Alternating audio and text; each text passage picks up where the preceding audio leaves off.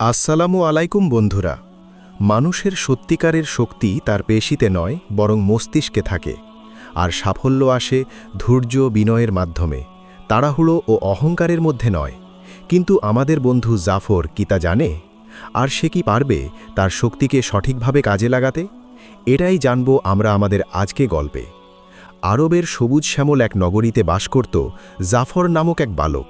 সে মাত্র ১২ বছর বয়সেই তার প্রবল শক্তির কারণে নগরবাসীর মাঝে বিখ্যাত ছিল। নগরীর লোকেরা তার শক্তি দেখে অবাক হতো এবং তার কথা সবাই মুখে মুখে বলাবলি করত। ওদের শহরসহ পার্শ্ববর্তী দূর দূরান্ত থেকে যারাই কোনো কঠিন কাজ নিয়ে আটকে যেত, সবাই জাফরের কাছে সাহায্যের জন্য ছুটে আসত। জাফর একজন একজন করে ডেকে তার শক্তি দ্বারা সহজেই তার সমাধান করে দিত। তা দেখে তাকে সবাই ধন্যবাদ দিত। তখন একজন লোক এসে বলে, আজকে জমিতে কাজ করার সময় আমার কোদালটি একটি পাথরের সাথে লেগে বেঁকে গিয়েছে, তুমি কি আমার কোদালটি ঠিক করে দিতে পারবে? তখন জাফর তার শক্তি দিয়ে কোদালটিকে সোজা করে দেয়। এটি দেখে সবাই বলে এটা অবিশ্বাস্য।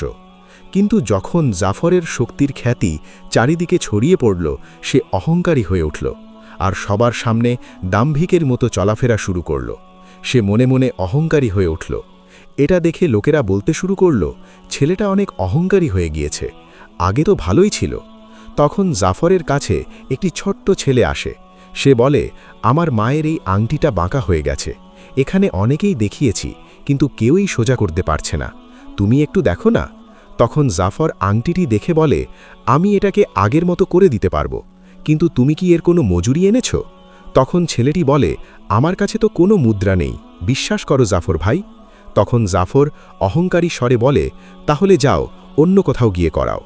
তখন সেখানে থাকা দুইজন লোক বলল, এই ছেলেটি একটু বেশিই দাম্ভিক হয়ে গেছে, চলো তাহলে তাকে একটু শিক্ষা দেই। তখন তারা একটি পাঞ্জা লড়ার প্রতিযোগিতা দিল, যেখানে জাফরের সাথে এই লোকটি পাঞ্জা হবে এবং তারা জাফরকে হারিয়ে উপযুক্ত শিক্ষা দেবে। কিন্তু এই শক্তিশালী লোকটি তার গায়ের সমস্ত শক্তি দিয়েও জাফরকে এক চুলও নাড়াতে পারছে না। তখন তার সাথে থাকা লোকটিও একসাথে চেষ্টা করে, তাও জাফরকে হারাতে পারছে না। তখন জাফর হেসে বলে, তোমরা আমার অনেক সময় নষ্ট করেছ, এখন খেলাটা শেষ করি। এ কথা বলেই জাফর তাদের দুজনকে একসাথে ছুঁড়ে ফেলে দেয়। তখন লোকটি বলে, এ তো ছেলে নয়, একে দৈত্য মনে হয়। এরপরে জাফর নিরিবিলি গাছের ছায়ায় বসে খেজুর খাচ্ছিল। তখন সেখানে তার দাদু চলে আসে আর তাকে বলে, আমার একটি কাজে তোমার সাহায্যের প্রয়োজন, বাগানের কলা কাটার সময় হয়ে এসেছে, আমি চাই তুমি আমাকে সাহায্য করো। তখন জাফর বলে, আমি কলা কাটার কাজ করব? তখন তার দাদা বলে, তোমার দাদার কাছেও মজুরি চাইবে নাকি? জাফর বলে, না, আপনি আমার দাদা, আপনাকে বিনা মজুরিতেই সাহায্য করব। তখন তার দাদা বলে, ধন্যবাদ, কাল সকালে বাগানে চলে এসো। এরপর সকালে জাফর বাগানে এসে দেখে এখানে অনেক কলা গাছ। তার দাদা বলে, এগুলো আজকের মধ্যেই শেষ করতে হবে। এখন জাফর বলে, এটা অনেক কঠিন কাজ, এবার বুঝেছি আপনি কেন আমার কাছে সাহায্য চাইলেন। তখন তার দাদা বলে, তাহলে তুমি ডান দিক থেকে কাটা শুরু করো আর আমি আমার বন্ধুদের নিয়ে বাম দিক থেকে শুরু করছি। তখন তার দাদা বলে, কিভাবে কাটতে হয় জানো তো জাফর? তখন জাফর বলে, চিন্তা করবেন না, আমি আমার পদ্ধতিতেই কেটে নেব। তখন তার দাদা বলে, ঠিক আছে, তাহলে সবাই কাজ শুরু করো। তখন সবাই কাজ শুরু করতে লাগলো। দাদা এবং তার বন্ধুরা সবাই মিলে খুবই সুন্দরভাবে কলাগুলো গাছ থেকে নামাচ্ছে এবং যত্ন সহকারে তা টুকরিতে রাখছে। তখন জাফর এসব দেখে বলে, এভাবে কাজ করলে তাদের তো কয়েকদিন লেগে যাবে। তখন সে একটি কলা গাছকে হাত দিয়ে ভেঙে ফেলে এবং কলাগুলো হাত দিয়ে ছিঁড়ে টুকরিতে ছুঁড়ে ফেলে। সে বলে, আরে বাহ, এটা তো খুব সহজ কাজ। তখন সে এভাবে আরও অনেক গাছের কলা সংগ্রহ করল। যখন সে তার দাদার দিকে তাকিয়ে দেখে তারা খুবই ধীর স্থিরভাবে কলা সংগ্রহ করছে, সে এসব দেখে বলে, অকর্মার দল, এমন ধীরে ধীরে কাজ করলে এটি কখনোই শেষ করতে পারবে না। তখন তার দাদা জাফরকে ডেকে বলে, জাফর, আমাদের মধ্যে কলা সংগ্রহের প্রতিযোগিতা করলে কেমন হয়? তখন জাফর হেসে বলে, কেন মজা করছেন দাদু, আমার বিরুদ্ধে জিততেই পারবেন না। তখন তার দাদু বলে, আমি মজা করছি না জাফর, যদি তুমি জয়ী হতে পারো তাহলে আমি তোমার সকল পছন্দের খাবার খাওয়াবো। শুধু তাই নয়, তোমার সংগ্রহ করা কলার মূল্যও পাবে। আর যদি তুমি হেরে যাও তাহলে তুমি খাবার বা কলার মূল্য কিছুই পাবে না। তখন তার দাদু বলে, যে সবার প্রথমে 100 কলার কাঁধি সংগ্রহ করতে পারবে সেই বিজয়ী হবে। তখন জাফর খুব তাড়াতাড়ি অনেকগুলো কলা সংগ্রহ করতে থাকে আর মনে মনে ভাবে, দাদা কিভাবে ভাবলেন আমাকে হারাবেন? তিনি হয়তো আমার শক্তি সম্পর্কে জানেনই না। তার এভাবে কলার সংগ্রহ করতে দেখে সবাই হতভাগ হয়ে তাকিয়ে থাকে। তখন জাফর বলে, মনে হচ্ছে আমার এই আশ্চর্য শক্তি সবাইকে হতভম্ব করে দিয়েছে। আর অন্যদিকে তার দাদা খুবই ধীর স্থিরভাবে কলা সংগ্রহ করে তা ঝুড়িতে রাখে। এইদিকে জাফর অনেকগুলো কলা সংগ্রহ করে দেখে তার দাদা মাত্র কয়েকটি সংগ্রহ করেছে। তখন সে বলে, দাদা তো আমার থেকে অনেক পিছিয়ে আছেন, আমাকে ধরতেই পারবেন না তিনি, আমি বরং একটু ঘুরে আসি। তখন সে হাঁটতে হাঁটতে নদীর কিনারায় এসে দেখে কয়েকটি বাচ্চা বড়শি দিয়ে মাছ ধরছে। এখন সে বলে, বাচ্চারা তোমরা কি করছো? এভাবে তো মাছ পাবে না, দেখ আমি কি করি। তখন সে একটি বড় পাথর তুলে নদীতে নিক্ষেপ করে। পাথরের আঘাতে অনেক মাছ নদীতে ভেসে ওঠে। তা দেখে বাচ্চাগুলো অবাক হয়ে যায়। তখন জাফর অনেকগুলো পাথর নিক্ষেপ করতে থাকে এবং অনেক মাছ ভেসে ওঠে। তখন জাফর আদেরকে বলে, এখন এগুলোকে দ্রুত জাল দিয়ে উঠিয়ে নাও।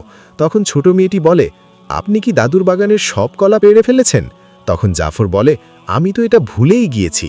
চিন্তা নেই, দাদু খুবই দুর্বল, তাই এখন গিয়েও তাকে আমি ঠিকই হারাতে পারবো। এইদিকে তার দাদু আস্তে আস্তে সব কলা পেড়ে ফেলে। তার কলাগুলো দেখতে খুবই সুন্দর লাগছিল। কিন্তু জাফর যখন বাগানে আসে তখন সে দেখতে পায় তার সংগ্রহ করা কলাগুলোর রং পাল্টে গেছে এবং অনেক কলার খোসাও ফেটে গেছে। এটি দেখে জাফর খুব নিরাশ হয়ে যায়। এরপর জাফর এবং তার দাদুর কলা ক্রয় করতে একজন লোক আসে। তিনি কলাগুলো ভালো করে দেখে বলেন, জনাব রিয়াজের আনা কলাগুলো খুবই ভালো মনে হচ্ছে, আর তাই তিনি যেই দাম বলেছেন আমি তাদেরই কিনব। আর কলাগুলো দেখে বলেন, আর এই কলাগুলো তো পুরোই নষ্ট হয়ে গিয়েছে, এগুলো বাজারে নিয়ে গেলে কেউ তা ক্রয়ই করবে না। তুমি তোমার দাদা ফসল নষ্ট করেছ জাফর। তখন জাফর চিন্তা করে সে কিভাবে কলাগুলো সংগ্রহ করেছিল। আর সে বলে, আমি কাজটা দ্রুত শেষ করার নেশায় পড়ে এ বিষয়ে তো খেয়ালই করিনি। তখন লোকটি বলল, তাহলে তোমার ভুল বুঝতে পেরেছ, আগামীবার থেকে সতর্ক থাকবে, বুঝতে পেরেছ জাফর? যদি বিক্রির উপযুক্ত না হয় ফলের কোনো মূল্যই থাকে না। তাই আমি তোমার দাদাকেই বিজয়ী ঘোষণা করছি। এটি শুনে জাফর মাটিতে বসে গেল আর খুব লজ্জা পেল। এরপর যারা কলা সংগ্রহ করেছে তাদের জন্য ভোজের আয়োজন করা হয়েছে। তারা সবাই এখানে আনন্দ করে খাবার খাচ্ছে। কিন্তু জাফরের দাদা এবং দাদি তাকিয়ে দেখে জাফর এখানে নেই। এইদিকে জাফর বাহিরে মন খারাপ করে বসে আছে। তখন তার দাদা তার কাছে আসে। জাফর, এটি দেখে, দুঃখিত দাদা, আমি আপনার অনেক ক্ষতি করেছি। তখন তার দাদা বলে, জাফর, আল্লাহ তাআলা তোমাকে অনেক শক্তি দিয়েছেন, এটা তো ঠিক, কিন্তু তুমি এর সঠিক ব্যবহার করনি। তখন তারা শুনতে পায় দূর থেকে একটি ছোট্ট মেয়ে চিৎকার করছে। তখন জাফর আওয়াজটির দিকে দৌড় দেয়। চিৎকারের আওয়াজ শুনে সবাইও বেরিয়ে আসে। তখন দেখা যায় সেই ছোট্ট মেয়েটি নদীতে পড়ে গিয়েছে এবং স্রোতের কারণে সে ডুবে যাওয়ার উপক্রম হচ্ছে। ছেলেগুলো জাফরকে বলে সে ভেসে ওঠা মাছগুলো ধরতে গিয়ে নদীতে পড়ে গিয়েছে। তখন জাফর ভাবে, তাহলে এটা আমার কারণে হয়েছে। যখন জাবর নদীতে ঝাঁপ দেবে তখন কয়েকজন লোক এসে বলে, দাঁড়াও, স্রোতের কারণে সাঁতার কাটতে পারবে না, আমরা নৌকা নিয়ে যাচ্ছি। তারা যখন নৌকায় ওঠে তখন জাফর বড় একটি শ্বাস নিয়ে নদীতে ডুব দেয় এবং তার সব শক্তি দিয়ে নৌকাটিকে হাত দিয়ে তুলে নেয়। এটি দেখে সেখানে থাকা সবাই খুবই অবাক হয়ে যায়। জাফর নৌকাটি তুলে জোরে মেয়েটির দিকে ছুঁড়ে মারে। তখন নৌকাটি উড়ে গিয়ে মেয়েটির কাছে চলে যায়। আর এই কারণে নৌকাতে থাকা লোকগুলো খুব সহজেই সে মেয়েটিকে উদ্ধার করতে সক্ষম হয়। তখন লোকগুলো বলল, জাফরের শক্তি আজ আমাদেরকে সত্যিই উপকার করল। মেয়েটিকে উদ্ধার করতে দেখতে পেয়ে জাফর সহ সবাই খুব খুশি হয়। এরপর তারা সবাই খাবার খেতে খাবারের অনুষ্ঠানে যোগ দেয়, যেখানে অনেক রকম খাবারের আয়োজন ছিল। সেখানে বসে জাফর তার দাদাকে বলে, দাদা, এখন আমি আপনার বলা কথার মূল অর্থ বুঝতে পেরেছি, ধন্যবাদ আপনাকে।